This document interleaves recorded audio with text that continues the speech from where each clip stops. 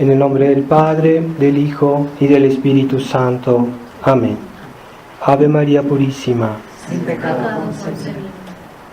Estimados hermanos, estamos aquí para el sermón de las 7 palabras, como es tradición en México, decir el Viernes Santo, este sermón, y una reflexión sobre las 7 veces que nuestro Señor habló a la ocasión de su pasión.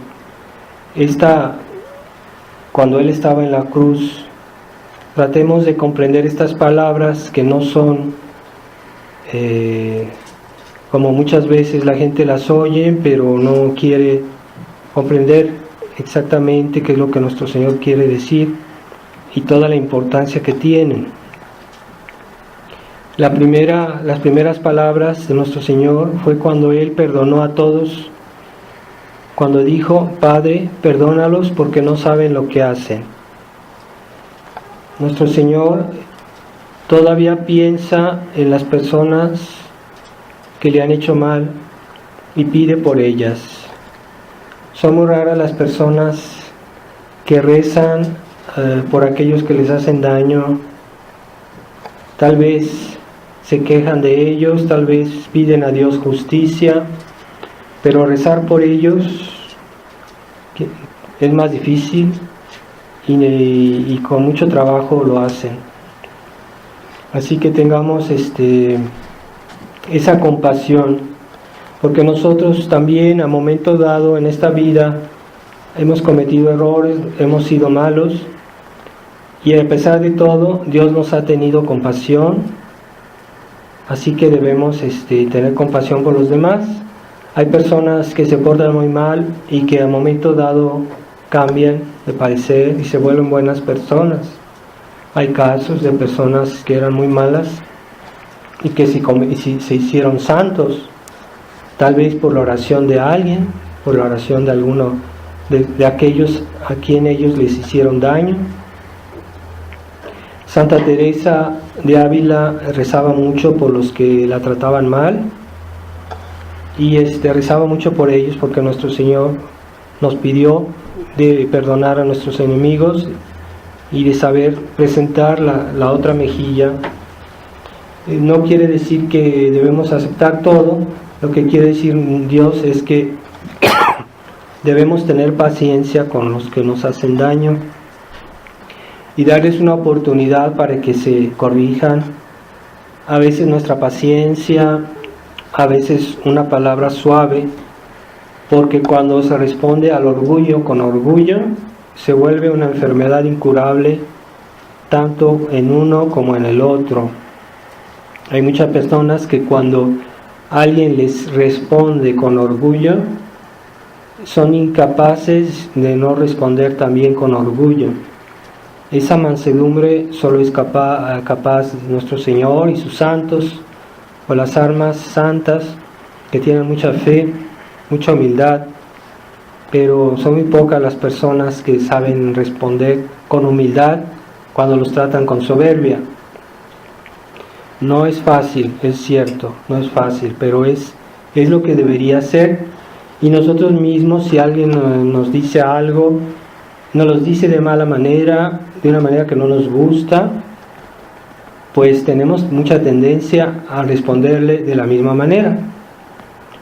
Pero no es una solución al orgullo responder con orgullo, es hacer el mal más grave, más difícil de arreglar.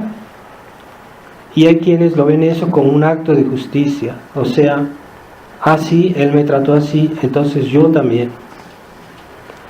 Pero no, nuestro Señor Él reza por los que lo están insultando. Él ya está en la cruz, Él ya está todo herido, le han quitado todo lo que Él tenía, todo lo poco que Él tenía, y sabe todavía perdonar. Eso es heroicidad. Y hoy en un mundo de personas mediocres es difícil que haya almas heroicas, al punto que cuando una persona es heroica la ven mal porque dicen: esta persona está exagerando, esta persona no es como todos, esta persona es una persona anormal. El mundo, los hombres de nuestra época no aman las almas heroicas, quieren que todos sean mediocres. Los hombres de nuestra época son mediocres y quieren que todos sean mediocres. Y cuando hayan almas fuera del ordinario, almas generosas, almas heroicas, las ven como enemigos, las persiguen, las desprecian y incluso ven en eso una manera de orgullo. Entonces, si eso fuera cierto, pues ya en la iglesia no habría grandes santos, no habría la Virgen María, porque son almas extremadamente heroicas. Así que pidamos a nuestro Señor esta humildad de saber perdonar las ofensas que se nos hacen a nosotros, no las ofensas que se hacen a Dios o a los demás, porque eso no nos compete. No es nuestra competencia perdonar las ofensas que se hacen a Dios. Si alguien ofende a nuestra madre o a alguien a otra persona, debemos defenderla, y no es nuestro deber, nuestra competencia de dejar o perdonar a esas personas como si fueran ofensas hechas a nosotros. No es lo mismo. Esta mansedumbre se aplica a nuestras personas. No es como el Papa Francisco, que está constantemente humillando a la iglesia, cuando él se debería humillar como persona, pero no humillar a la iglesia. Así nosotros también debemos humillarnos nosotros, pero no humillar a Jesús como una especie de falsa humildad. Eso es pecado. No es nuestra competencia de perdonar los males que se hacen a los demás, sino los que se hacen a nosotros. Ahí se ve que es verdadera mansedumbre y al mismo tiempo justicia. La segunda palabra: hoy estarás conmigo en el paraíso. Cuando nuestro Señor dijo al buen ladrón, que como se lee en el Evangelio, al principio no quería reconocer a nuestro Señor, pero viendo el ejemplo de nuestro Señor, su paciencia, su bondad, fue tocado por la gracia y se convirtió. Y al punto que reprochó al otro ladrón, diciéndole: nosotros estamos aquí justamente porque hemos merecido este castigo, pero este no ha hecho nada. Y él, reconociendo la santidad de nuestro Señor, le pide que se acuerde de él cuando esté en el paraíso. Y qué grande gracia que en ese mismo momento nuestro Señor le da el perdón y lo hace participar a su cruz, esa cruz que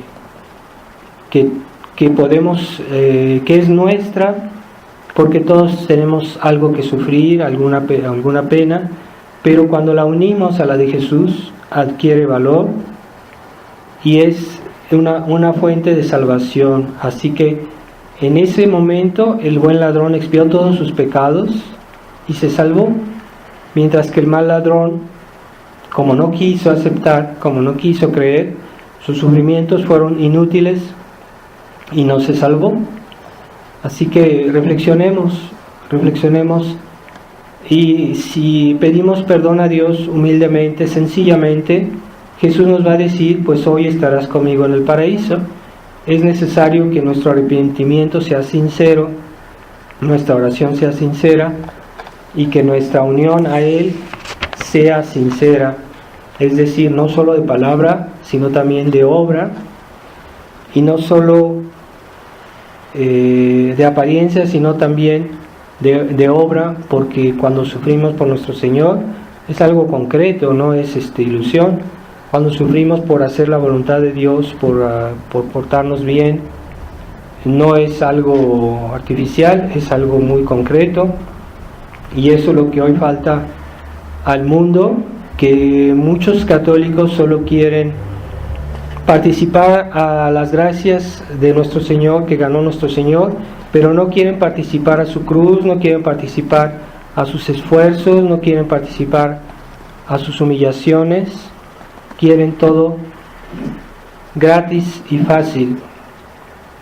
Y no es así. La vida cristiana no es eso. Es un concepto que se ha difundido mucho en la iglesia modernista, de hacer creer a la gente que simplemente por la fe en Jesucristo nos salvaremos.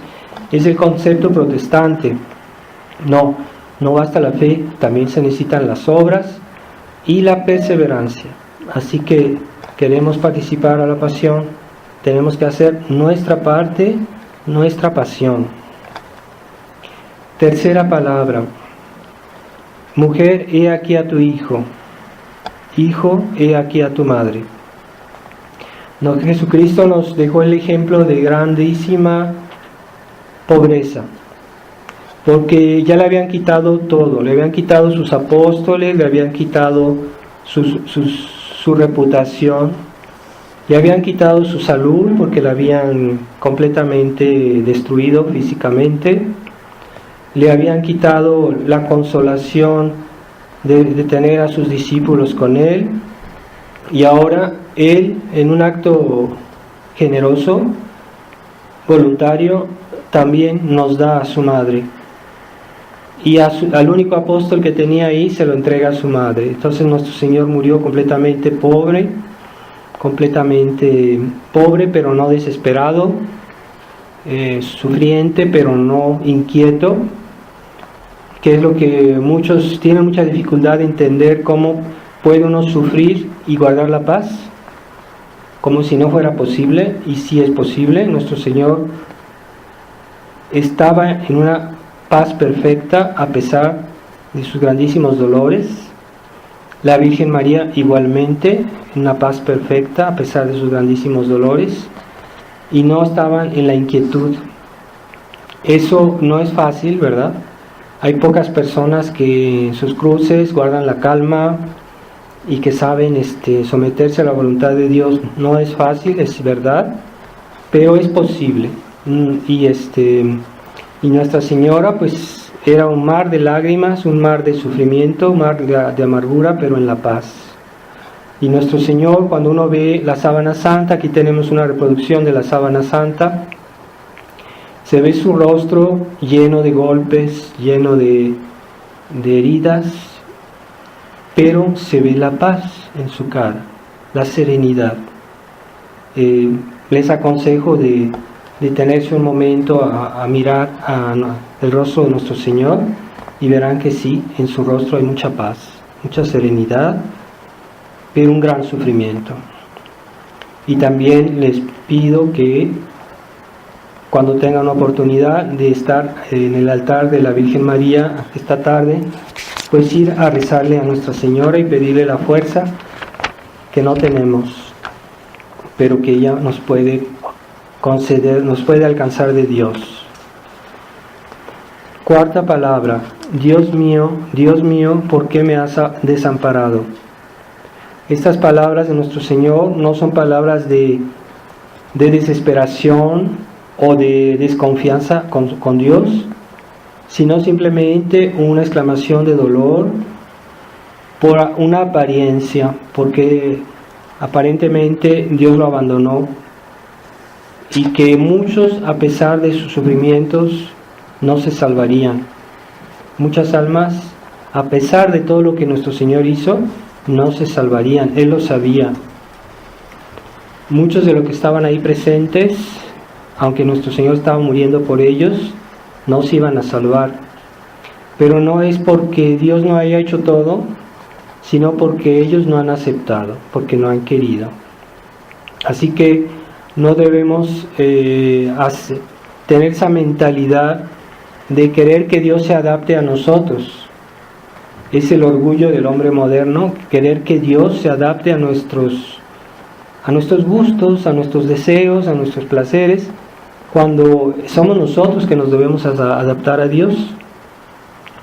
Y porque Dios es el que nos hizo, Él nos creó, nos sacó de la nada. Él normalmente tiene todo derecho sobre nosotros. ¿Acaso una persona que fabrica una casa, que fabrica algún objeto, no va a reclamar la propiedad de ese objeto? Y no puede decir, bueno, si yo quiero, hago lo que quiero con este objeto, lo puedo vender, lo puedo hacer algo con él, porque yo lo hice, es mío. Bueno, nosotros somos de Dios porque Él nos creó. Es más todavía que fabricar cualquier cosa. el hecho de que Dios nos dio el ser, la existencia. Entonces debemos saber aceptar la voluntad de Dios. Dios es un Padre bueno, pero de todos modos es nuestro Creador.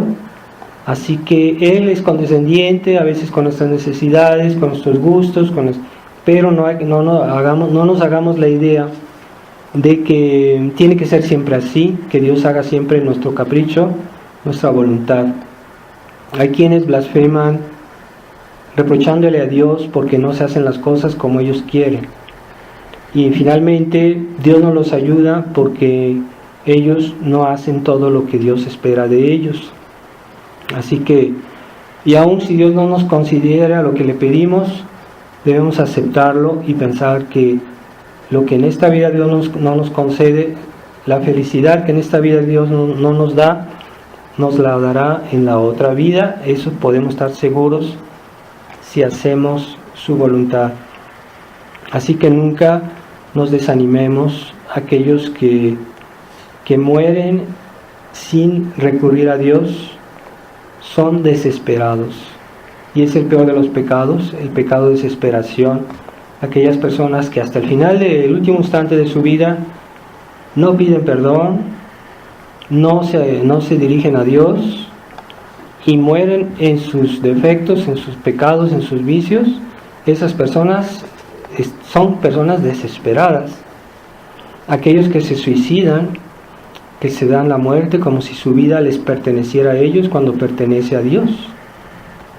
Y esa mentalidad autodestructiva hoy se fomenta de varias maneras, lo sabemos muy bien, esta sociedad sin Dios, sin fe, y se considera eso como algo positivo, pero es un pecado gravísimo, atentar contra la propia vida, contra la propia integridad, porque hay quienes modifican su cuerpo como si su cuerpo les perteneciera. Nuestro cuerpo pertenece a Dios y no a nosotros. Nosotros tenemos el uso, pero no tenemos la propiedad. Así que no debemos abusar de lo que Dios nos da en esta vida, pero en la otra vida tendremos todo eso que en esta vida deseamos legítimamente y honestamente, no nos faltará en la otra vida. Quinta palabra, tengo sed. En ese momento nuestro Señor sufría sufrimientos físicos terribles. Lo habían maltratado, lo habían dejado en ayuno, lo habían flagelado, había perdido mucha sangre, estaba golpeado, estaba coronado de espinas, y era normal que tuviera mucha sed y nadie se la daba. ¿Qué le dieron? Vinagre. Qué cosa tan cruel a una persona que tiene mucha sed darle un vaso de vinagre. Pues peor ahora a una persona que está moribunda, está muriendo y le dan vinagre. ¿Es acaso aquella ingratitud, aquella respuesta que Él no esperaba por su amor hacia nosotros? Él esperaba una respuesta positiva. Cuando nosotros damos a alguna persona un regalo, le hacemos algún favor, esperamos que por lo menos nos diga gracias, y nos sentimos muy dolidos cuando ni siquiera nos miran o nos hacen un mal gesto y no nos dan las gracias, y eso nos lastima profundamente. Así es la respuesta de muchos cristianos a nuestro Señor, que no solo no le dan gracias, sino que le ofenden más y hacen cosas incluso más graves. Esa soberbia que hay hoy en la gente, de creerse saber todo, entender todo, y no les gusta que les digan la verdad. Ahora, si fuera la opinión de una persona es diferente, pero si es la doctrina de la iglesia, si es la enseñanza de la iglesia, la enseñanza de Dios, y la rechazan, eso denota soberbia. Así que no nos contagiemos de esa mentalidad de creer saber todo, de creer juzgar todo, porque no somos capaces. Pero cuando la iglesia nos presenta la verdad de Jesucristo, la verdad de la tradición de la Iglesia, la verdad de nuestro catecismo, de las enseñanzas de nuestra fe, de los mandamientos, no tenemos por qué rechazarlos. Y si lo rechazamos, estamos dándole vinagre a nuestro Señor. Él murió y nos obtuvo las gracias para que nos arrepintamos. Y esas gracias que Él nos da, si las rechazamos, pues hay mucha ingratitud. Tengamos cuidado, dejarnos contagiar de esa mentalidad liberal del mundo moderno que cree que puede ser feliz sin Dios, que no necesita la iglesia, que no necesita confesarse de sus pecados, que no necesita ir a misa, que no necesita recibir la Eucaristía. Creen que por sus fuerzas humanas, naturales, van a ser felices, que van a ser completamente felices. Es falso. Y en la otra vida, ¿qué les espera? Pues la otra vida no la toman en cuenta, es como si no existiera para ellos, ni siquiera piensan en eso. Así que Dios nos libre de esa mentalidad, tengamos cuidado de no dejarnos llevar por ella, porque eso se contagia fácilmente con nuestras amistades, con nuestras personas que conocemos. Como ellos viven así, pues eso se contagia. Así que tengamos muy presente siempre nuestra fe cristiana. Sexta palabra, todo está consumado, es decir, que nuestro Señor hizo todo lo que estaba en las profecías respecto a Él, de cómo iba a morir el Mesías, de todo lo que Él tenía que padecer, y todo eso era la voluntad de Dios para nuestra salvación. Realmente los sufrimientos de Jesús fueron de muchas maneras, y Él hizo todo de una manera obediente a su Padre. Entonces, cuando Él dijo ya está consumado, es decir, que ya había cumplido en su persona todas las profecías que hablaban del Mesías, que iba a sufrir, que iba a padecer, de qué manera iba a padecer, y todo Él ya lo había realizado, como diciendo, ya hice todo lo que yo podía, ya hice todo lo que debía, entonces ya puedo morir en paz, ¿verdad? Entonces yo les deseo a todos y a mí y a todos ustedes que el día de nuestra muerte podamos decir eso, todo está consumado, es decir, ya hice todo lo que podía, ya hice todo lo que debía y estoy en paz. Es lo que dijo Santa Teresita del Niño Jesús. Le preguntaron, si tú pudieras ahorita cambiar algo en tu vida, ¿lo harías? Dijo, no, yo he hecho siempre todo lo que he hecho, considero que es lo que debía hacer y está. Pero era una santa, ¿verdad? Ella era una santa, ella podía decir eso. Pero nosotros, ¿con qué dificultades hacemos nuestros deberes? No nos desanimemos, tengamos esa confianza en que Dios, aun a los que somos débiles, Él suple nuestras debilidades con los auxilios de la iglesia, las indulgencias, las misas que se pueden decir por nosotros. Es una manera de suplir nuestra fragilidad, nuestra incompetencia, y Dios nos puede de todos modos también salvar y perdonar todos nuestros pecados, aunque seamos pecadores. Séptima palabra, Padre, en tus manos encomiendo mi espíritu.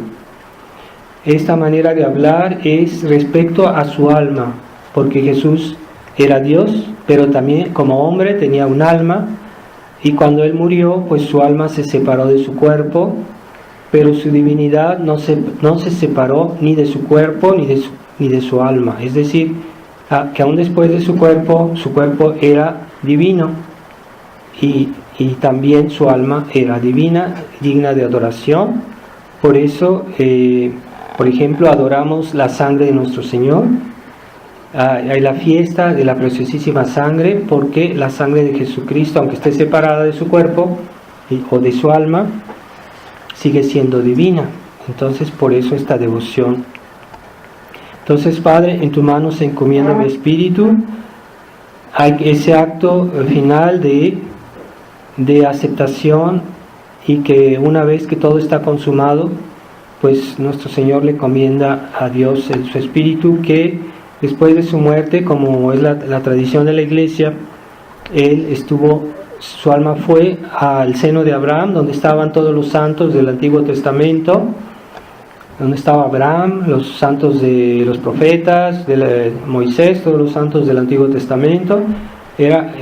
Todas esas personas no podían ir al cielo porque todavía no venía el Mesías, el Salvador, y fue solo después de la muerte de nuestro Señor que ya pudieron entrar al cielo, para que quedara bien claro que es por Jesucristo que nos salvamos, y sin Jesucristo no hay salvación. Jesucristo es el medio de salvación. Él es el que pagó por su cruz, sus sufrimientos, nuestra salvación. Tengamos presente eso. En el orden actual del universo, del mundo, como Dios lo ha hecho, no hay otra vía, no hay otra solución, no hay otra posibilidad, no hay otro camino para salvarse que por medio de Jesucristo. Así que aquellos que pretenden salvarse, ignorar a Jesús, ignorar a su iglesia, están en un grave pecado, un gran error. No es posible, nadie se puede salvar si no es por Jesucristo y por su iglesia, o por lo menos que tengan el deseo implícito, que le llaman bautismo de deseo. Es suficiente, puede ser suficiente para salvarse, pero implícitamente están unidos a la iglesia y a Jesucristo. Entonces vamos a pedir mucho también en este momento por los moribundos, aquellas personas que están muriendo, para que Dios tenga compasión de su alma, que les inspire un pensamiento de arrepentimiento en ese instante y que no mueran en el pecado mortal. Ave María Purísima, sin pecado concebida.